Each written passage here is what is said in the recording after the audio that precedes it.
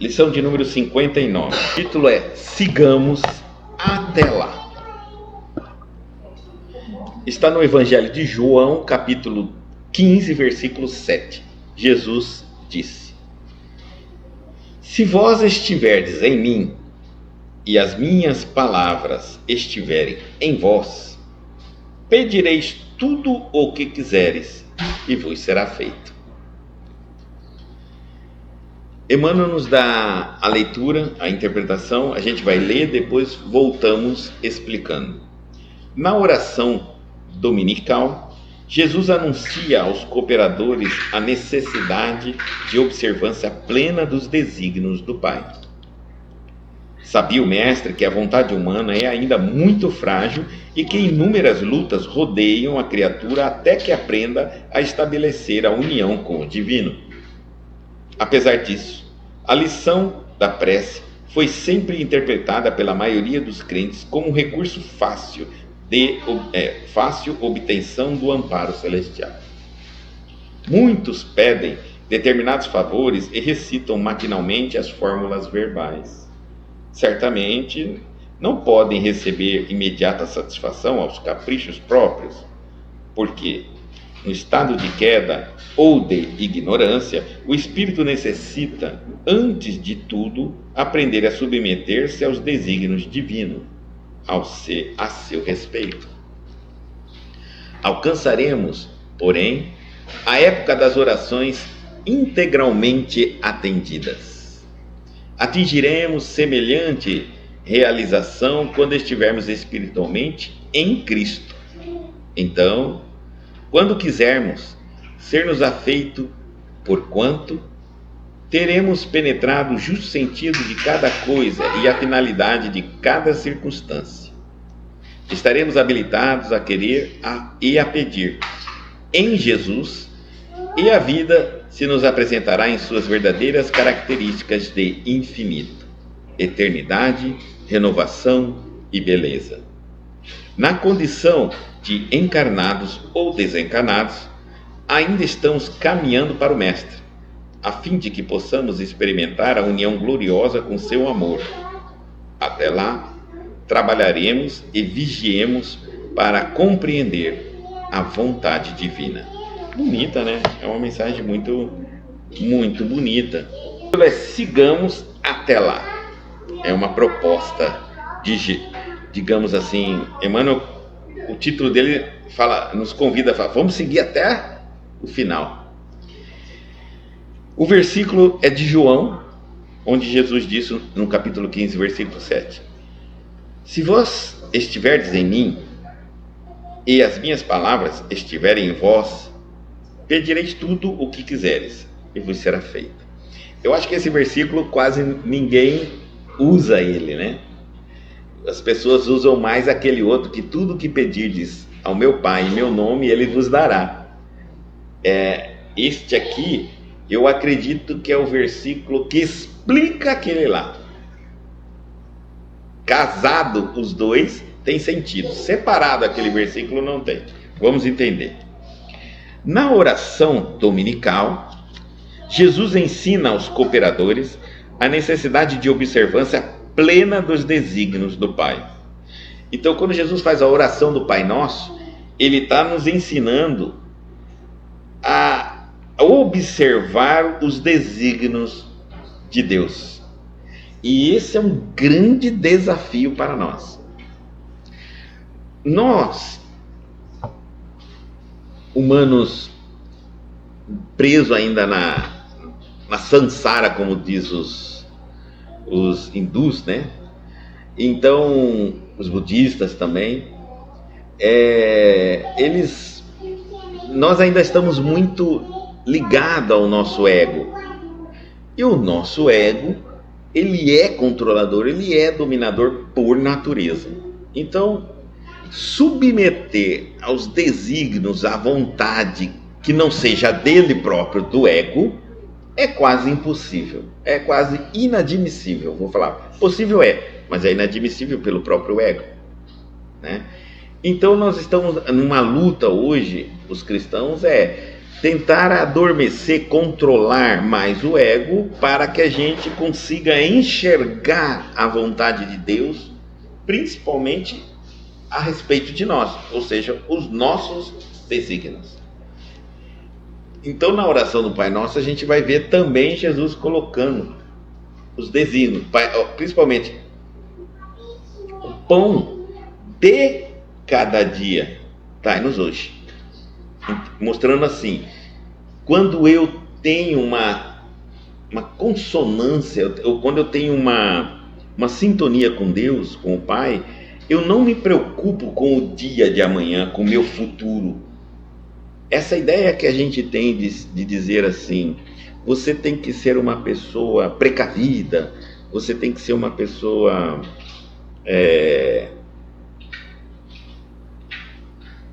mais, digamos assim, pensar mais no amanhã. Deu-se hoje uma conotação de ser inteligente. O que faz com que a gente hoje haja de forma não inteligente. Por quê? Pelo fato de eu viver no amanhã, eu não desfruto do hoje. E eu não consigo ter uma vida plena no hoje. Eu acredito sempre que se eu não estiver prevenido no amanhã, ninguém vai me socorrer, ou eu estarei caminhando em cima de ovos. Um destino, uma vida, um futuro praticamente frágil. Porque o nosso ego não admite que exista uma potência, uma força, um Deus ou qualquer coisa que você chame, que esteja ciente do futuro de todos nós. E que dentro do plano divino, não do meu plano, do meu ego, da minha personalidade, eu estou amparado. É possível acreditar isso? Vamos dizer que eu penso assim, se eu não guardar na poupança um dinheiro, eu posso ter um problema de saúde, pode ter um acidente, algum acontecimento inesperado, e eu não vou ter esse dinheiro para me garantir. Em função disso, eu passo a então viver, já que eu tenho o dinheiro guardado, ou guardo o dinheiro para isso, eu acabo vivendo preocupado, ligado exatamente a este acontecimento. Tá? Pode ele acontecer? Pode. Pode ele não acontecer? Também pode. Qual é a diferença então? A diferença é que se ele não aconteceu, você perdeu muita energia para nada. E se ele aconteceu? Você pode não acreditar, mas não foi do seu ato ter ou não na poupança aquele dinheiro que te salvou. Lógico que você pensa que é isso, é o que estava mais no seu recurso, né? Mas vamos pensar assim. Imagina que eu precise passar por isso. E vamos supor que, vamos colocar assim, eu moro na Flórida, onde tem muitos furacões, né? Então eu penso assim, eu vou ter sempre um dinheiro de reserva, vou guardar um dinheiro, porque geralmente vai que um furacão arranca o telhado da minha casa. Então eu começo a guardar o dinheiro, porque eu tenho medo do furacão arrancar o telhado da minha casa. Imediatamente eu estou lidando com o futuro, eu estou projetando mentalmente o meu futuro. É como se eu falasse assim, eu vou me formar na universidade. Então eu estou atraindo o universo. Ele não tem o que é certo e o que é errado, tem o que você precisa. Eu vou começar a fazer muitas coisas, muito movimento na minha vida, para ter esse dinheiro reservado na minha poupança, para guardar esse dinheiro na minha poupança. Ele está lá para minha poupança. Toda hora que eu lembro dela, eu lembro do furacão levando o meu telhado. Aí eu vou ver, por exemplo, o meu vizinho, ele está vivendo tranquilamente. Ele não tem esse medo dentro dele. É igual as pessoas que têm medo de assalto, violência o tempo todo. Ele não tem. Então, observem que esse movimento, esse acontecimento eu não estou falando que a pessoa não é precavida, calma, eu vou explicar. Eu crio um pensamento, uma energia, uma sintonia que se afina exatamente com aquela circunstância que eu estou pretendendo me precaver. Mas na verdade, eu não estou observando, eu estou atraindo para o acontecimento. Essa que é a verdade. Então, quando ele fala assim, observância aos desígnios de Deus, é quando eu tento falar assim, olha, se chegar um furacão, se um dia acontecer um furacão e ele levar o telhado da minha casa, na época eu vou ver o que eu vou fazer. Hoje eu preciso viver, né? Mas, Guto, se você não fizer determinado movimento, se você não fizer determinado esforço, você não vai conseguir esse dinheiro extra para você guardar na poupança, esperando o furacão levar o telhado da sua casa. Você tá louco? Eu quero viver a minha vida hoje, certo? Então eu vou ficar sem esse dinheiro, não vou fazer esse movimento extra, porque a minha qualidade de vida, eu não sei nem se eu vou estar vivo quando esse furacão me levar, e se quando o furacão me levar o meu telhado, leva eu junto também. Eu não sei. Então, o que nos tornou, nós alimentamos a ideia de que as pessoas precavidas, as pessoas que pensam muito no futuro, são as pessoas mais espertas, e não são. São as pessoas mais preocupadas, mais ansiosas, e que vivem tomando mais remédio, mais adoecem, e mais criam medos, criam ansiedades desnecessárias. Acredita mais em Deus. Divida sua vida, seus planos, seus sonhos, seu futuro com Deus. Hoje nós não fazemos isso. Nós achamos que podemos controlar tudo, e aquilo que eu não ligo para como Deus vai decidir, eu entrego na mão dele. Por exemplo, hoje eu vivo assim, eu faço planos, relacionamento, profissional, financeiro, na saúde física, na saúde espiritual. Aí, por exemplo, eu faço um plano financeiro. O meu plano financeiro, por exemplo, eu falo assim, não, olha, eu quero comprar 2 casas. Agora, lógico, se Deus me der 3, eu quero 3. A terceira ele põe na mão de Deus. As 2 ele quer. Compreenderam? A gente diz que põe na mão de Deus, mas só aquela parte do nosso sonho que a gente não se incomoda se ele vai querer ou se ele não vai querer. Eu não preciso da autorização dele, mas a parte que eu quero, que eu acho que mereço, que eu trabalho para acontecer isso, eu não entrego na mão de Deus. Não, isso aí vai que não, que eu entrego na mão de Deus. Deus diz assim, Guto, não está no plano reencarnatório seu. Eu não vou aceitar essa história. Eu mudo até de religião, ou então abandona Deus.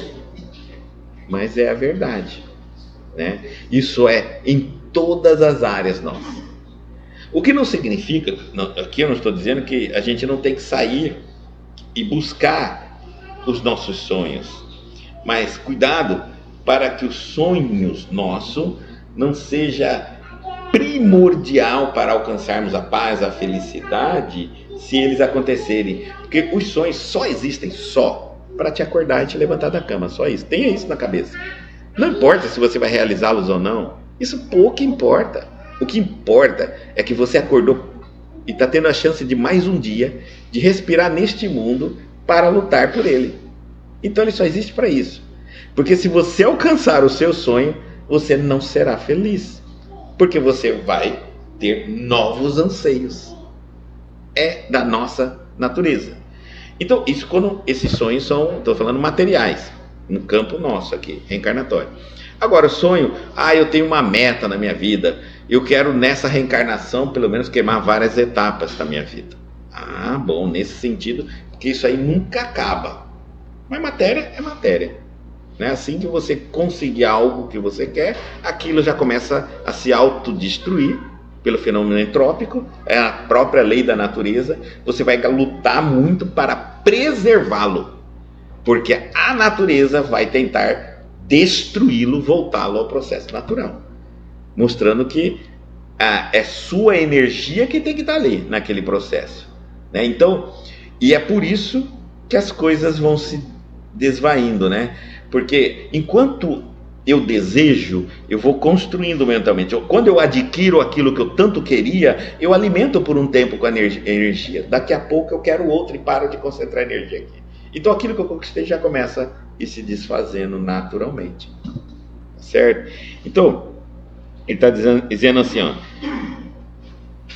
na oração dominical, Jesus ensina aos cooperadores a necessidade de observância plena dos desígnios do Pai. Observe os desígnios de Deus. O cristão tem que estar muito atento a isso, porque senão ele se perde mesmo. Ele mistura a prioridade de Deus na minha vida e a minha prioridade. Lembrando sempre que eu, encarnado, estou tomado de ilusões da vida material e muito confuso em relação à vida espiritual. Se eu entender o significado da vida, eu paro de priorizar a minha vontade aqui e agora e passo a eleger que a vontade de Deus é a maior vontade que eu posso ter, é aceitá-la. Principalmente quando choca com a minha. Vamos supor, eu quero ser médico, e então eu vou estudar medicina, não é assim? Mas Deus diz que eu não vou ser médico, que eu vou ser um escritor, vou morar no interior, tá bom? Vamos lembrar assim, Chico Xavier tinha uma vontade. Só contar um caso. Eu não gosto muito de contar caso de Chico Xavier, porque não está escrito em lugar nenhum, né? Então, isso aí a gente ouve das palestras dos palestrantes e acaba que fica por assim mesmo. Mas ele que contou, não, esse ele contou para Divaldo Franco. Divaldo Franco contou. Então ele queria muito aprender violão. Ele adorava, ele ficava encantado, desde pequeno, ele ficava olhando aquelas pessoas tocando violão de uma maneira tão... Eu falei, eu quero aprender violão. E um dia ele ganhou um violão. Eu não me lembro a marca, porque eu até tive um violão desse. É um violão, na época, muito caro, um violão... Acho que não é essa daí ainda, Era um violão muito bom. E ele pegou, ficou encantado. Ele falou, agora eu vou aprender violão. E contratou o professor, apareceu o professor, marcou o professor, pagou a aula de violão, a primeira aula de violão dele. E quando ele começou a aprender violão, Emmanuel apareceu para ele e disse que não teria sentido dele aprender violão. Compreenderam aonde entra o desígnio de Deus em nós? No caso, pela mediunidade dele, ele tinha o privilégio de Emmanuel dizer, você não veio aqui para isso, Chico, você não veio para isso. Ainda falou bem assim, enquanto você fica aprendendo violão, na aula de violão, enquanto você fica depois um dia treinando violão, e quem sabe um dia tocando o que você treinou, bom, aí Emmanuel fazendo um jogo psicológico com ele para fazer ele pensar, eu vou pedindo para que os irmãos necessitados, as irmãs necessitadas, que precisam de socorro espiritual, vão aguardando na fila, né? Eu falo para voltar depois, isso não é problema, eu só acho que vai precisar de mais espaço no centro para acomodar todo mundo que deveria estar sendo atendido por você nos horários que você está tirando o seu lazer de aula de violão. Então, naquele momento, o Chico pensou assim, é verdade, como nós somos egoístas, né? Entre a vontade de Deus e a vontade dele. Qual é a nossa vontade mergulhado no nosso ego? É o eu. Tudo que é para mim eu nem discuto, ainda mais se eu quero. E ai de Deus se falar, não vai, não é agora. Existem várias formas da gente ouvir essa mensagem, né? Essa, no caso de Chico Xavier, foi bem claro, o benfeitor aparece Os médios têm um pouco disso, dos espíritos chamar um pouquinho a atenção dele, né? De quem está no trabalho da caridade sabe disso, quando tem contato com os benfeitores, já tomou bastante puxão de orelha, sim, dos benfeitores, porque começam a caminhar para um lado muito personalístico, aí eles vêm e falam, olha, tá na hora de... Não estamos aqui para isso, né? Você vai transformar sua reencarnação, seu programa reencarnatório vai se perder assim, eu já estou te avisando, né? Mas eles não obrigam, os benfeitores não nos obrigam a absolutamente nada, mas eles advertem que não faz parte da programação, tá? Adianta para alguns. Quando a pessoa é teimosa, a teimosia vem do próprio ego, o orgulho, de não aceitar a vontade que não seja dele. Aí é que está o orgulho. Você pode dizer, é a vontade de Deus, não aceito, é a vontade de Jesus, não aceito, de Maria, não aceito, seu benfeitor, não aceito. Ele nunca vai aceitar alguma ideia, vontade que não seja própria. Aí já é da pessoa, não é falta de Deus, nem de orientação dos benfeitores. Assim também tem trabalhadores da casa espírita, em outras religiões, no mundo todo, personalidades distintas umas das outras. Então, que podem ser chamadas a atenção, que pode você advertir, que pode você até prever o futuro e não modifica. Porque a pessoa, enquanto está vivendo, ela vai quase que se entregando para o ego. E é muito triste quando a gente vê isso, porque é uma alucinação fantástica. É quase que impossível você tentar despertar uma pessoa para a parte espiritual. Ela já está totalmente alucinada. Só vai acordar quando, não é quando eu morrer, não. Quando desencarnar, depois de muito tempo, que ela perceber que ela morreu e que aquela personalidade que ela era apaixonada, totalmente cega por ela, já não existe mais, e que agora quem vive é o espírito. Aí que vai começar a desmaterializar o mundo material diante dela, para ela enxergar a realidade que ela está acontecendo. Muitas vezes ela fica presa dentro daquele processo. Imagina uma pessoa muito egocêntrica, e ela morreu, e apaixonada pela casa dela, e morreu. Você vai lá, na fazenda, no sítio, a casa está caindo aos pedaços, não tem telhado, tem tudo, você vai lá, e o espírito dela ainda está lá. Está lá. Não consegue acordar. Leva-se muito, e muito tempo. Às vezes vem trator, derruba a casa inteira, constrói edifício, ela está ali, naquele local. Ela continua enxergando aquele, ela vive no passado. Porque é uma coisa que ego não tem. Eu vou só avançar um pouquinho, mas eu vou ter que voltar para a lição, tá? Uma pessoa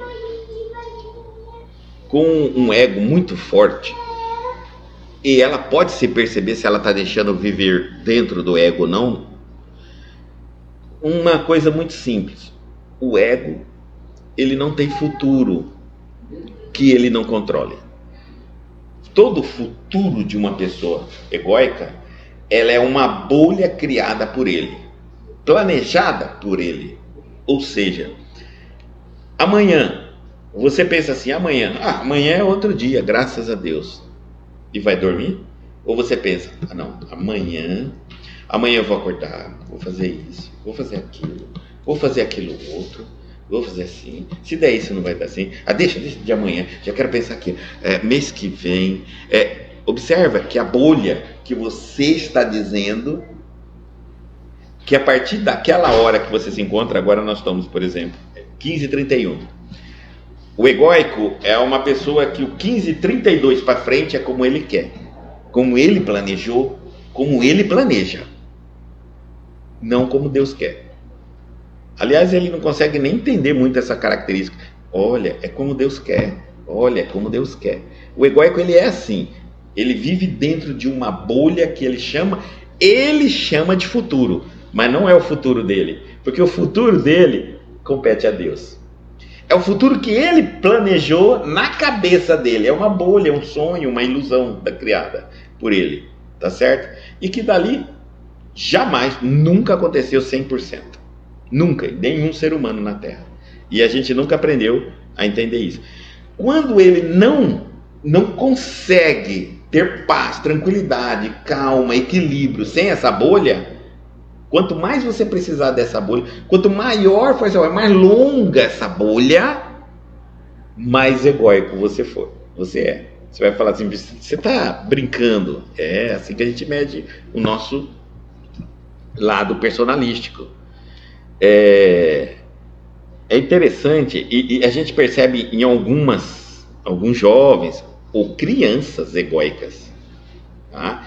A gente vai perceber que tem criança que ela já quer ter 18 anos. E aí ela faz um mundo dela como ela imagina de adulto. Ela não tem 18 anos. Vamos supor que ela tem 10 anos. Só que ela,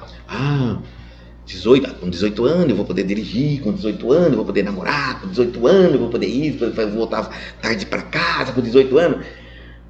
E ela entende, e aí ela, no meio desses pseudo-sonhos que são ilusórios, ela cria programas mesmo, vira histórias dela de vida, de tal forma que ela esquece de se comportar como 10 anos. E aí ela começa a querer, tem hora ou outra, se portar como se ela tivesse alcançado os 18 anos que ela tanto deseja, que ela tanto sonha. Assim também acontece. Na criança fica fácil da gente entender que ela está fora totalmente da época dela. Ou seja, ela mergulhou totalmente numa idade que ela tanto deseja, que para ela é um sonho, mas que ela está fora da programação, porque ela nem sabe se vai viver até os 18 anos. Não sabe. Então, e o adulto? O adulto também. A gente faz muitos isso. Quando a gente vai crescendo, a gente vai reportando nosso sonho. Eu já faço sonho que como eu vou ver quando, por exemplo, eu estiver lá na frente aposentado com 80, 90. Como você sabe que você vai ter 80, 90 anos?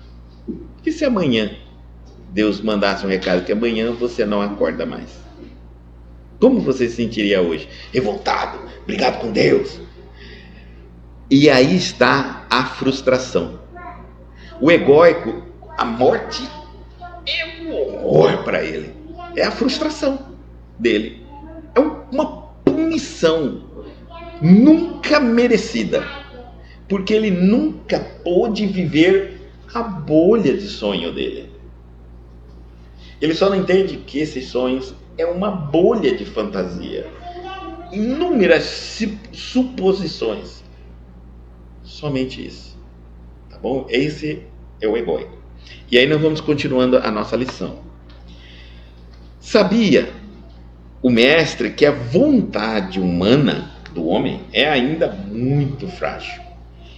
E que inúmeras lutas, desafios, rodeiam a criatura até que aprenda a estabelecer a união com o divino. Até que a gente fala assim, a vida é difícil, A vida não é fácil. Nem o mundo, quando a gente fala vida e tem a noção do mundo espiritual, nem a vida no mundo espiritual, nem a vida depois da morte física aqui é fácil. Às vezes é bem pior do que aqui. Tá? Porque aqui a gente ainda pode, mesmo sendo o pior ser humano do mundo, entrar no nosso quartinho, deitar na nossa caminha, tem a nossa casa, tem o nosso local. No mundo espiritual é bem pior. Então, nunca nós vamos dizer que depende do plano que a vida é mais fácil. Não, a vida física é difícil e a vida espiritual é difícil. Então, Guto, como é que vai passar tudo isso? Aí que está o cristianismo respondendo para nós. Quando estabelecermos a união com Deus, à medida que você for estabelecendo essa união com Deus, com o divino, e for priorizando a vontade de Deus na sua vida, aí as coisas vão amenizando.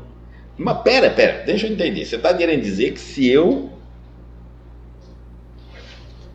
sintonizar com Deus, se eu estabelecer uma união com o divino, Minha vida vai ser fácil? Não estou falando isso de jeito nenhum. É que o que você enxergava que é difícil para viver como ser humano na Terra ou espírito no mundo espiritual, não será mais difícil. É isso que eu estou dizendo, tá entendendo? Ou eu vou fazer um exemplo para a gente explicar melhor. Vamos supor que o meu maior pavor é ficar doente. Vamos colocar aqui uma doença. Então, uma doença que me coloca na cama, que eu não posso levantar. E que eu precisasse depender das pessoas. Então, eu passo uma vida lutando para isso não acontecer. Né? E aí eu falo, nossa, a vida é muito difícil, porque eu sempre estou tomando cuidado com a minha saúde, eu leio tudo que eu vou comer, meu Deus, já vou no médico, eu faço check-up anualmente, eu pago plano de saúde. Tudo isso porque, meu Deus, eu não quero adoecer e ficar em cima da cama dependendo dos outros. Isso é um pavor, eu não quero. Tudo pode me acontecer, menos isso. Então, viu como que a dificuldade está em você aceitar uma possibilidade? O fato de você ter corpo físico, você pode adoecer e ficar em cima de uma cama? Pode. E por que você não aceita? Porque você está desconexo com a programação divina, com os planos divinos. Tá entendendo? E se eu me conectar, então eu não vou ficar doente em cima da cama? Não. É que a doença que pode te colocar em cima da cama já não te dá mais medo. Se for a vontade de Deus, você vai aceitar. Então, aquilo que era o fantasma, que é difícil de suportar, que é impensável para você passar nessa vida e que você fica lutando a vida inteira com medo de que aquilo nunca aconteça, passa, não porque Deus mandou um recado para você assim, ó, isso, como você confia em mim, você está em consonância com meus desígnios, não vai te acontecer, eu te garanto. Não, ele está dizendo assim, é possível, e se for pela sua evolução, provavelmente. Mas sabe o que você vai responder quando vier uma mensagem dessa? Você vai dizer, que seja feita a tua vontade, Senhor. Passou o medo. Compreenderam? O fantasma, ele não desaparece porque Deus vai impedi-lo de te alcançar. É que o fantasma toma outra forma. Ele toma forma de aprendizado, de necessidade, de processo de evolução. E quando a gente enxerga dessa maneira, é a etapa da vida. A vida não é difícil mais. A vida é necessária. E olha só, a vida não é difícil, ela é necessária. Por quê? Porque eu preciso adoecer para evoluir. Eu já não tenho mais medo. É completamente diferente a visão de um cristão. Para uns, é a pior coisa do mundo. Para outros, entendi que se essa é a vontade de Deus, como Deus sabe o que é melhor para a minha vida, o que eu preciso fazer é aceitar e tentar compreender qual é o significado disso na minha vida. Pronto. É isso mesmo. Então, apesar disso, continuando, tá? Apesar disso, a lição da prece foi sempre interpretada pela maioria dos crentes como um recurso fácil, obtenção de amparo celestial.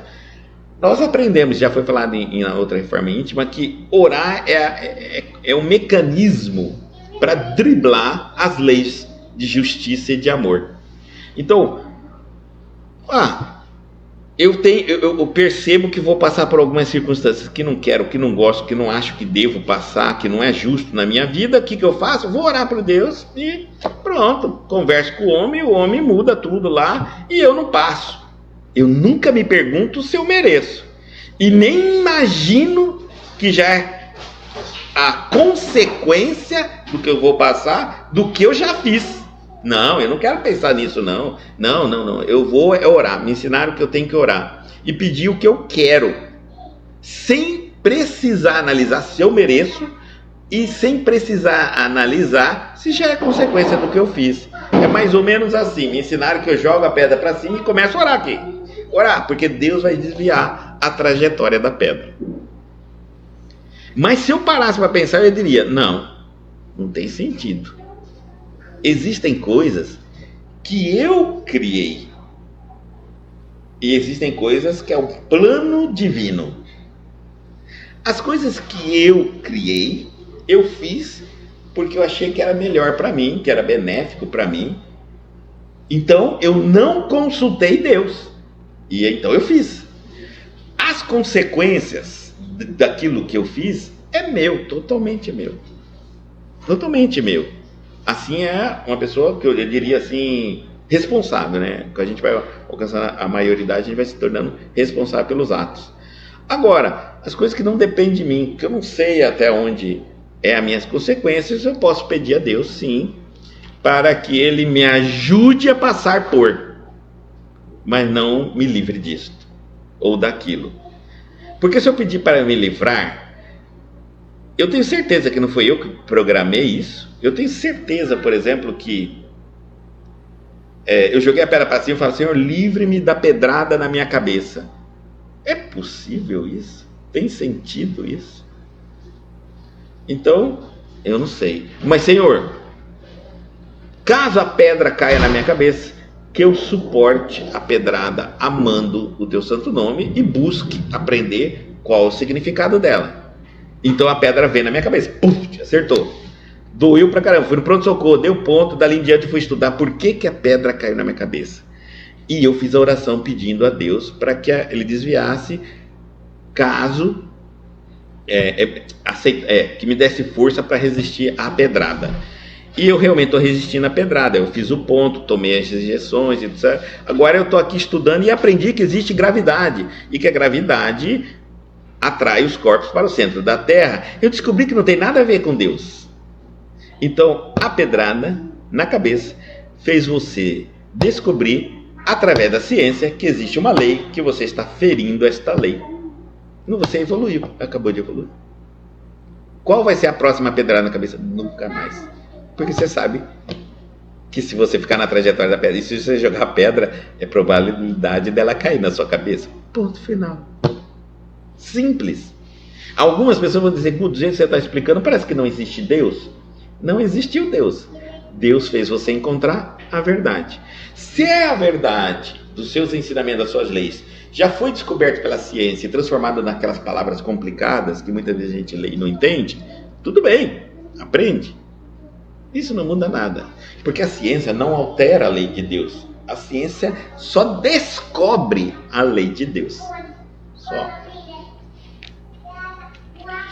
Então, muitos pedem, aí ele está dizendo assim, então a oração, nesse caso, de nós, tornou-se uma forma, um recurso fácil para a obtenção do amparo celestial.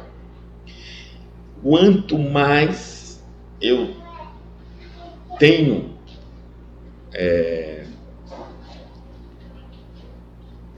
fé, menos eu oro, a forma como eu oro, ela acaba se modificando. Eu começo a priorizar a atitude minha responsável, consonante com os ensinamentos de Jesus, e vou deixando cada vez mais aquela história de que o que eu faço é o que eu quero, mas o que eu peço a Deus é para livrar-me das consequências do que eu faço. Certo?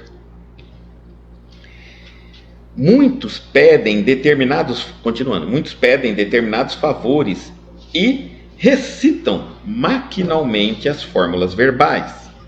Certamente, não podem receber imediata satisfação aos caprichos próprios, porque no estado de queda ou de ignorância que nós nos encontramos, todos nós, o espírito necessita, antes de tudo, aprender a submeter-se aos desígnios divinos a seu respeito. Hoje, se eu pensasse como um cristão, qual a minha prioridade como cristão na vida? Aprende a receber os desígnios divinos. Aprende a ouvir um não da espiritualidade. Aprende a ouvir um ainda não, um por enquanto não. Não faça isso. Pare de fazer. Cuidado. Aprenda a ouvir.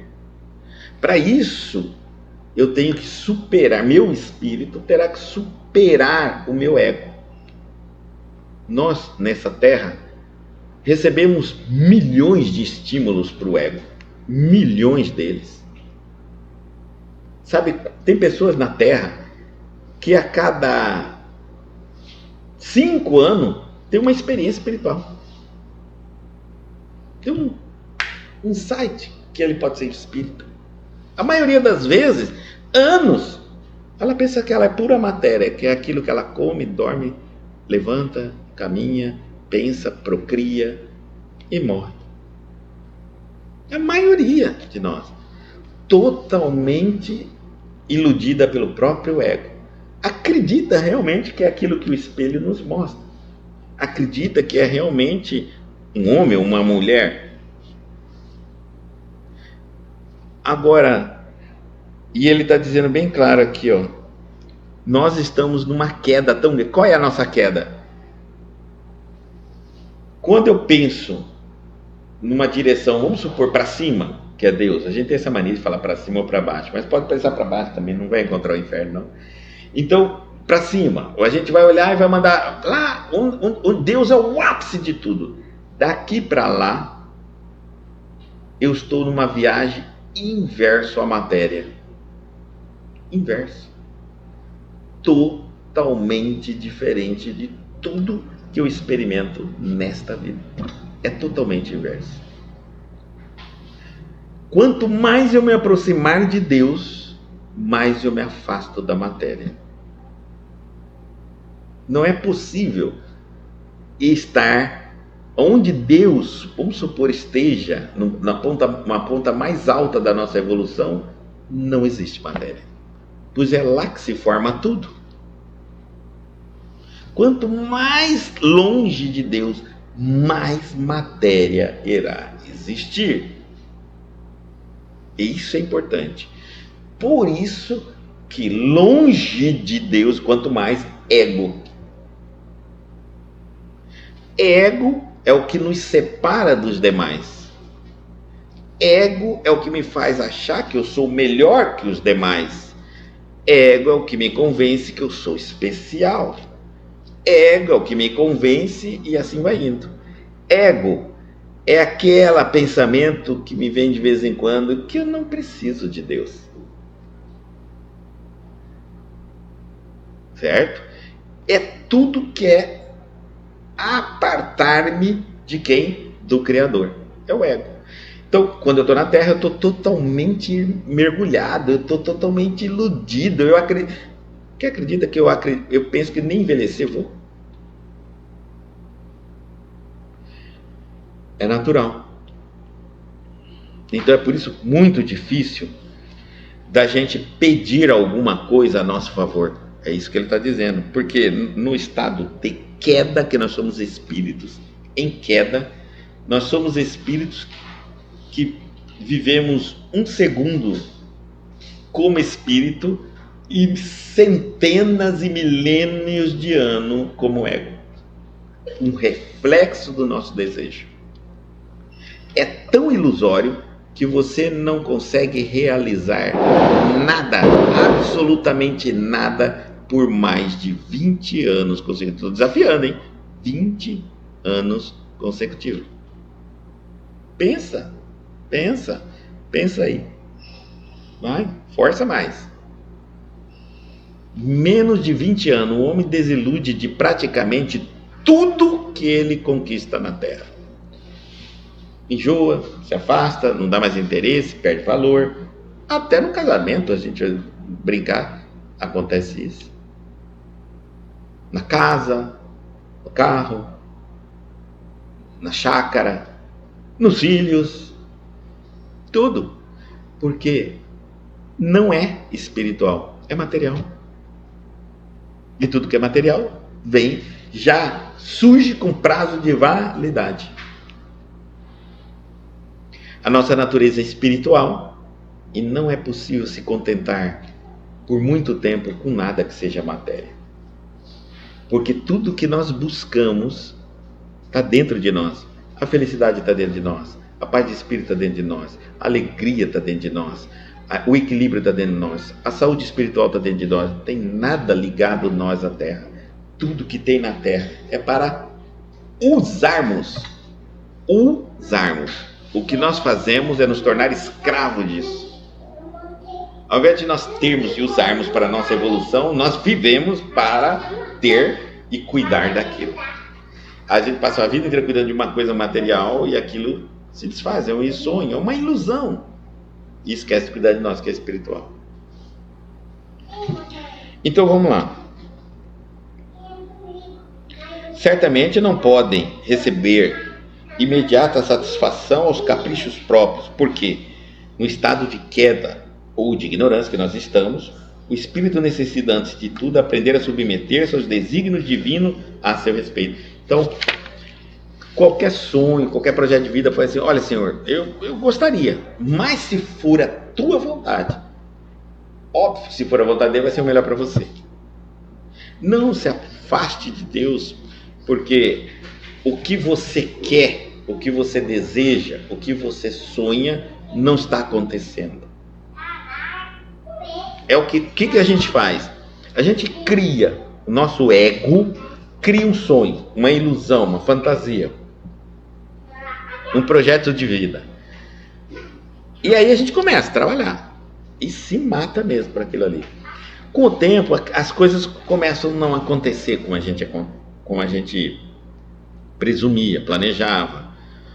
As coisas começam a ficar difíceis. Parece que vai acontecer, tem uma hora e depois o sonho começa a se afastar de novo e fica naquilo ali. E tem gente que fala assim: não é possível, né? Alguém fala assim: ore mais, né? Peça a Deus. Esse é um dos piores conselhos. Aí a gente fala: não peço mais nada, já orei demais, já fiz muita promessa, cada vez é pior. E vai se afastando de Deus por se revoltar, porque Deus não vai aprovando ou auxiliando ou ajudando ele a executar os seus sonhos.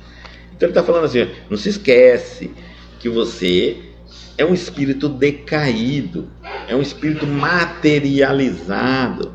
Você está num universo, num espaço e tempo ainda muito materializado. Então provavelmente você não tem essa visão espiritual.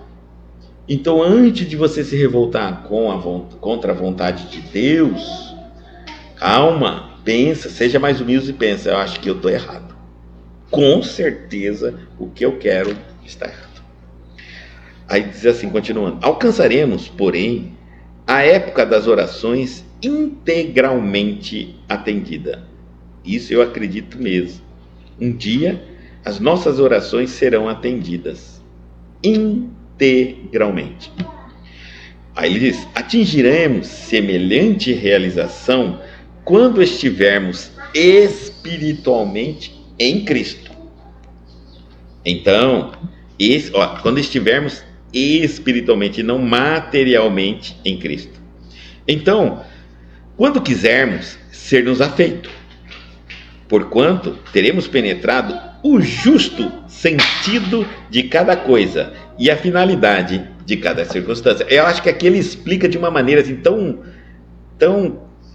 clara, né? Porque a partir do momento que eu aprendo, eu penetro no sentido das coisas, dos acontecimentos, de tudo, eu consigo enxergar isso com clareza, e aí e a finalidade de cada circunstância, então a vida não é mais difícil. A vida acaba se transformando em estradas que eu tenho que seguir, escolhas que eu tenho que fazer, metas para mim que eu tenho que alcançar, minha própria evolução. É bacana ele falar assim, porque quando eu chego nesse ponto, aí o meu pedido é atendido, porque eu não estou pedindo mais uma vida fácil material a Deus. Eu não estou pedindo para me livrar das coisas que eu não quero passar na vida material. Eu estou pedindo, se eu elaborar um pedido, eu estou apenas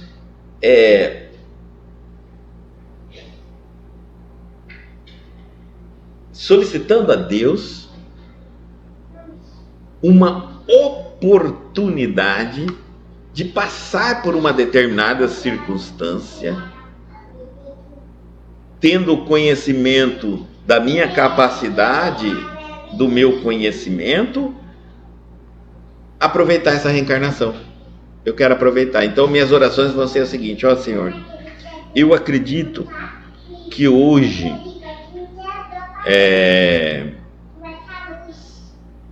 pelo conhecimento que eu já adquiri, pela fé que eu acredito ter, eu gostaria muito de acrescentar uma experiência na minha vida, na minha reencarnação, porque eu gostaria muito de partir desta vida tendo um pouco mais de certeza.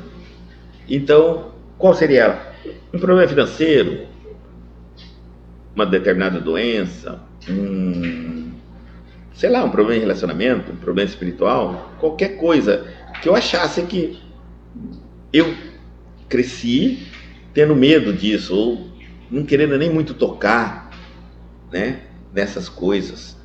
E acabei hoje que eu acredito que eu amadureci muito com a minha fé, e nesse amadurecimento da minha fé, eu acho que eu posso não só dizer que não tenho medo, como eu posso te pedir, se for tua vontade, eu gostaria de passar.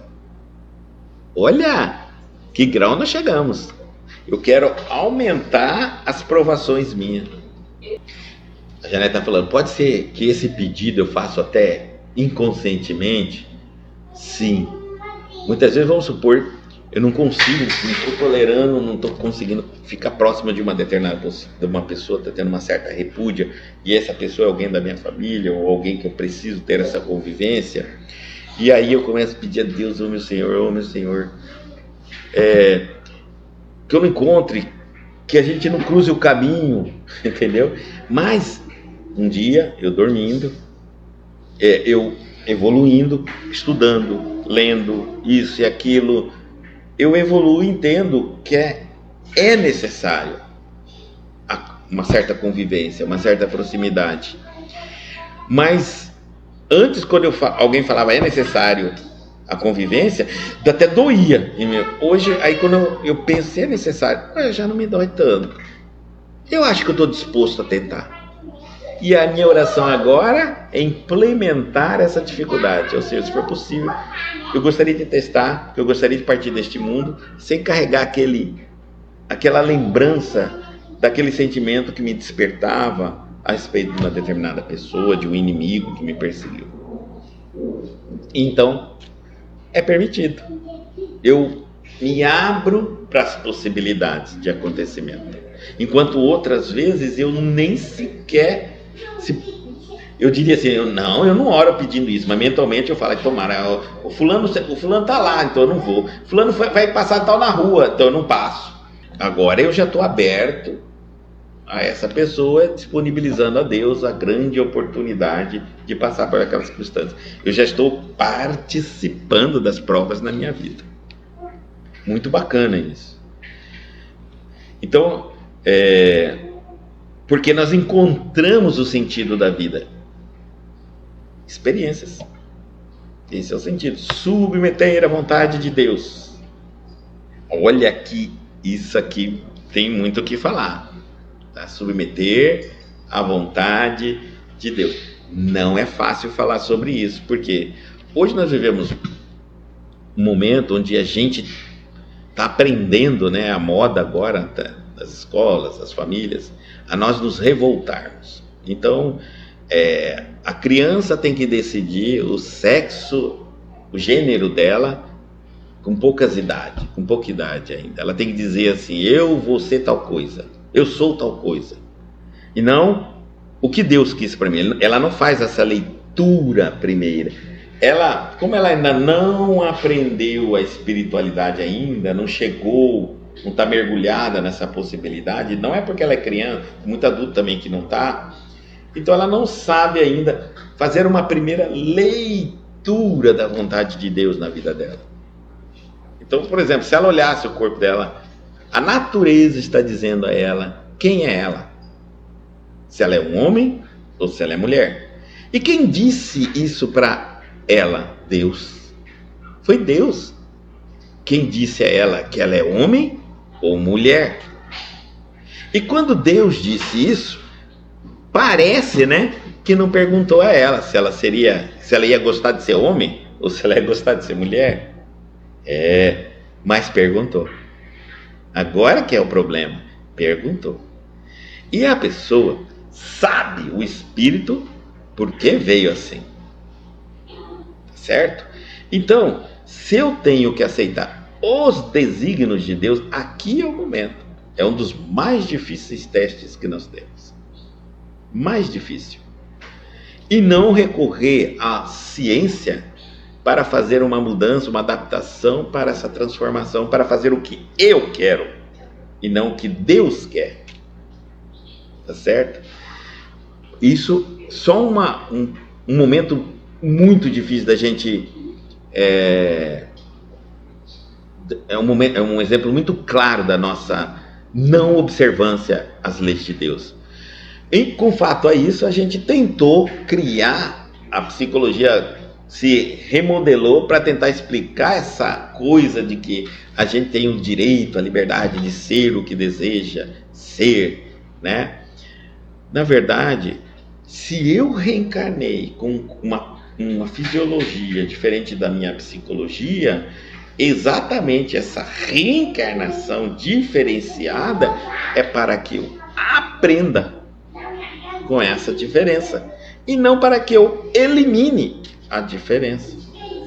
Tá certo? Eu vou agora submeter à vontade de Deus e vou pedir a forças a Deus para que essa diferença seja realmente, eu compreenda isso na minha vida e saio em busca de querer entender por quê. E eu só vou encontrar explicação nas religiões espirituais. Pela ciência, não tem explicação. Não tem. Tá bom? Por muita ciência e por muitas psicologia organicista, tem resposta para esse tipo de coisa. Cirurgias. Pronto. Simplesmente isso. E que, com o advento dessas possibilidades, aí nós perdemos o controle. Hoje nós temos o absurdo que chegamos. Para ver que não tem resposta. A lei de Deus é muito clara nesse sentido. Mas tem outras também, tem outras. Às vezes, eu nasço numa família muito simples, muito pobre. Problemas financeiros. E eu passo uma vida toda, eu passo minha infância até minha juventude não aceitando isso. Quase que como enxergando Deus um ser punitivo. Eu olho para os outros têm, os outros podem, compram, mas eu não. Por quê? Eu passo assim. Se eu compreendesse a vontade de Deus, eu talvez entenderia que o nascer daquela circunstância vai me ensinar muito. Muita coisa. Vai me ensinar humildade, vai me ensinar a necessidade de Deus na minha vida, vai me ensinar a ter mais responsabilidade, a dar mais valor. Lembra que o cristão aprende na abundância, temos outras lições aí, na abundância e na escassez, ensina e muito. Mas o que acontece hoje? A pessoa já nasce a 1000 querendo ficar rico da noite pro dia. Desde pequeno já passa a querer fazer isso. Ele quer ganhar dinheiro porque ele quer mudar a situação financeira dele. E muitas vezes pode até mudar, porque existe uma série de situações no mundo que a gente não sabe. Às vezes ele veio com aquela a pedido dele mesmo e pela necessidade dele ter problemas financeiros, mas ele também tem méritos para ter uma melhoria financeira, porque não lidou tanto ruim, ajudou algumas pessoas. Então ele pega os últimos méritos que ele tem, ao invés de ele vir aprender nesta vida com a escassez, com a dificuldade, ele pega já direto, que o ego na nossa já pega e começa a pedir até emprestado na misericórdia de Deus para que ele sair daquela situação. Ele já usa tudo que ele tem, né? Vamos supor que ele Ele trabalha sol a sol para não ter nada praticamente. Mas é a pedido dele para fazer um teste para o aprimoramento da personalidade, da evolução do espírito dele. Não que ele não tem mérito. Ele tem um pouquinho de mérito para se tornar uma pessoa um pouco melhor de situação financeira. Só que assim que ele reencarna, a primeira coisa que a gente faz é: quero, senhor, quanto que eu tenho aí a ver com o senhor? 10, não tem como você emprestar 15, aí 5 a mais, aí, eu já quero até mais. E passo uma vida. Então, eu pego aquele mérito, por isso que muitos saem daquela situação que vieram, mas não evoluiu. Perdeu a reencarnação. E o que vai acontecer lá na frente? Ele, por não ter trabalhado aquilo que a pobreza, a dificuldade fazia, iria trabalhar nele, ele vai reproduzir esses erros com uma situação melhorzinha, e aí o que ele vai acontecer com ele? Ele vai ocasionar todo um problema da reencarnação passada. Então, ele vai reproduzir a reencarnação passada dele nesta reencarnação. Aonde a gente ouve nos livros, os benfeitores falando que muitos de nós reencarnamos diversas vezes e continuamos fazendo os mesmos erros e tendo as mesmas circunstâncias, como se a gente não conseguisse entender ainda o que está acontecendo, né? Dá a impressão que a gente não aprende com os erros, mas na verdade nós não estamos aprendendo porque nós não pensamos no erro. Nós temos sempre um Deus mais ou menos assim: ou eu estou fazendo algo que ele gosta e ele me premia, ou eu estou fazendo algo que ele não gosta e ele me castiga. Essa relação distorcida com Deus e com a minha própria consciência é que está me levando para essa repetição sequencial, reencarnação após reencarnação. Nós somos egóicos, então o nosso ego, ele não aceita controle de ninguém. E supostamente o ego diz que eu é que controlo a minha vida. Ninguém manda em mim. A gente tem essa ideia, né? Ninguém manda em mim. Manda Deus. Quem mais? Jesus. Quem mais? Uma play de anjos.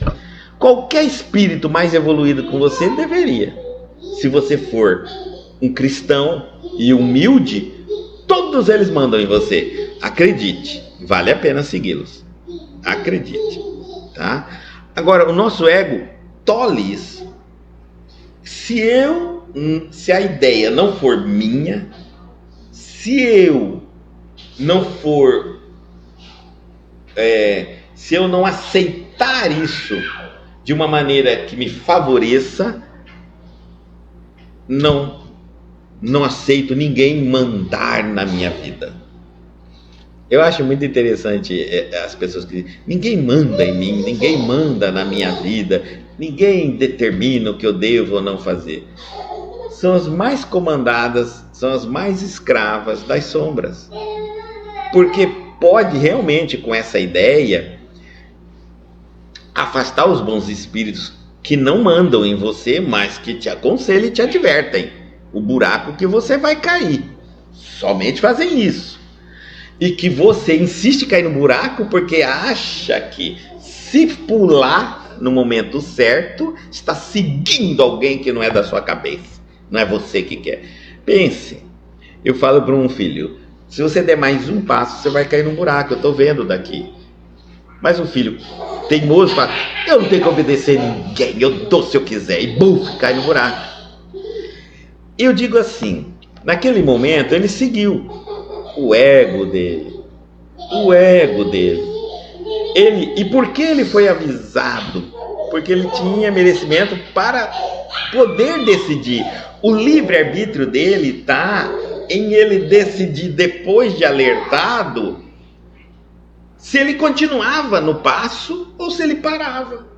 Então ninguém interferiu, o benfeitor não interferiu no livre-arbítrio dele. O benfeitor diz assim: se você der um passo, você cai no buraco. Não está mandando. Se você der, o livre dele pode ser exercido.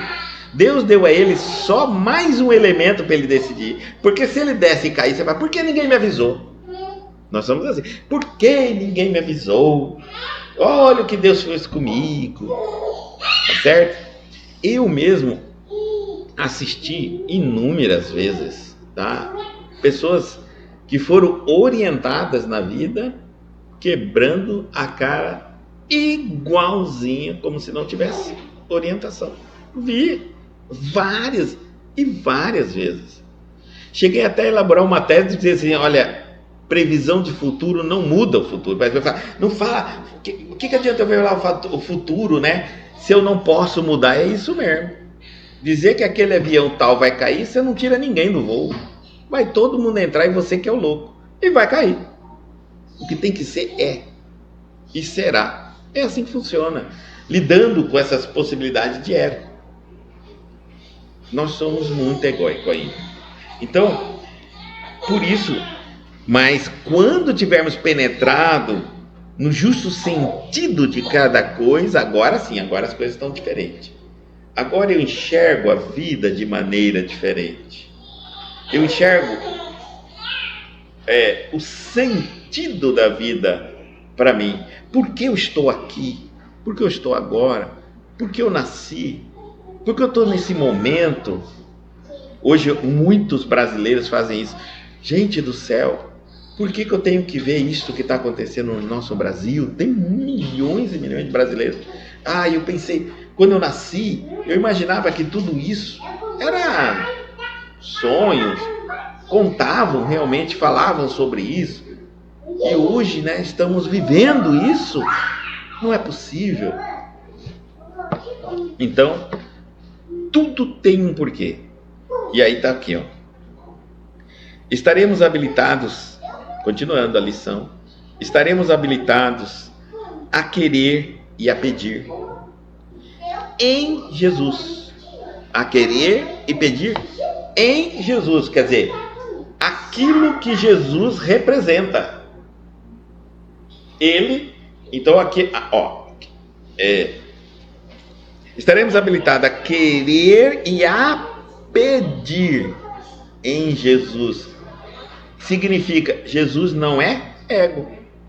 Tudo que você fizer de pedido egóico não é Jesus. Porque ele está ensinando, ele nos ensinou como vencer o ego e submeter à vontade de Deus. É dizer assim, não para as coisas que nós queremos, para deixar a vontade de Deus acontecer na nossa vida, para que a gente cumpra a vontade de Deus e não as nossas próprias vontades. E aí ele diz assim: e a vida se nos apresentará em suas verdadeiras características de infinito, nunca acaba. Por que ele colocou infinito primeiro? Porque tudo que nós conhecemos nessa vida tem fim, morre, dissolve, estraga, corrói, desmaterializa. Então nada desse mundo é infinito. Nem o corpo nosso é infinito. Nada, absolutamente nada. Então ele diz assim: agora quando você estiver dentro do Cristo, seus pedidos, sua compreensão, você vai descortinar na sua vida o mundo infinito. Aí você vai entender que você é imortal, que a vida nunca acaba, é infinita, é abundante, né? É de bastante conteúdo. Então, aí que você vai perceber o sentido de tudo e que vai conseguir separar, inclusive, o que é passageiro do que é definitivo. Que hoje nós não conseguimos fazer isso. Nós somos tão atolados nas nossas ilusões, nós nos apegamos tanto às coisas passageiras e temporárias, sofremos tanto, perdemos tantas energias em coisas temporárias e deixamos de investir nas coisas definitivas da nossa vida. Trocamos uma coisa pela outra. E ele diz infinito, eternidade, meu Deus, renovação e beleza. E agora que nós vamos entender esse processo todo, a necessidade da renovação, da beleza. Agora, nós lendo essa linha, a gente entende por que os benfeitores não se entristecem com a morte. Para eles, a renovação é a graça de Deus. A morte nesta existência, para ele, enquanto para nós, ainda muito presos dentro do nosso ego, nós vamos no velório chorar. Muitos de nós, vamos num velório chorar por uma pessoa que morreu. Completamente cegos e iludidos com o mundo material. Realmente acreditamos que aquela pessoa morreu. Acabou. Ele diz, acabou. A pessoa acabou. Olha como nós estamos longe da nossa natureza e da compreensão, totalmente mergulhado num ego. Dentro de um ego que não me permite acreditar que eu possa existir sem ele, que eu possa superar-me, que eu possa decidir a minha vida guiado por Deus, pelo Cristo, sem me preocupar com a vontade do meu ego. Eu sou tão dominado que eu acredito que realmente, que se acabar o meu ego, eu morri junto. Realmente eu sou bem decaído, nós somos espíritos decaídos. E aí, na condição de encarnados ou desencarnados, ainda estamos caminhando para o Mestre, nunca paramos, a fim de que possamos experimentar a união gloriosa com o seu amor. O Mestre, no caso aqui, é Jesus, com o seu amor. Até lá, trabalharemos e vigiemos para compreender a vontade divina. Trabalhar é fazer tudo o que é possível, estudar, praticar, testar, buscar meios de abrir a nossa mente, né? E vigiar, porque não tem jeito, nós vivemos num mundo material, um mundo totalmente preparado para os egos, né? Mensagens bem elaboradas para enaltecer o nosso ego, o eu. Nós escrevemos o eu até com E maiúsculo. Eu. Quem sou eu? Eu nem sei quem sou. Não é verdade? Como o nosso ego é. E aí, dentro desse eu vou sendo instigado, convidado o tempo todo a acreditar que essa parte 10% da nossa mente, que é o nosso ego, é todo nós. É tudo que nós temos para dar. É tudo que nós sabemos. As coisas são como eu penso que é. O que eu não acredito não é. Quem tem algo para me ensinar? O que eu preciso de Deus? Quem decide o meu futuro sou eu. Quem manda em mim sou eu. Como ensinar? Como eu vou me tornar um cristão e aceitar vontade divina? Quem é alguém para dizer a mim se eu estou certo ou errado? Se eu devo ou não? E aí, para compreender essa vontade divina, compreendê-la. Encerrando a nossa lição de número 59, vamos caminhando, trabalhando para que a gente cada vez mais se torne mais humilde, mais aluno diante de uma vida, e vamos aprendendo. Essa lição nos mostra, vamos seguindo até lá.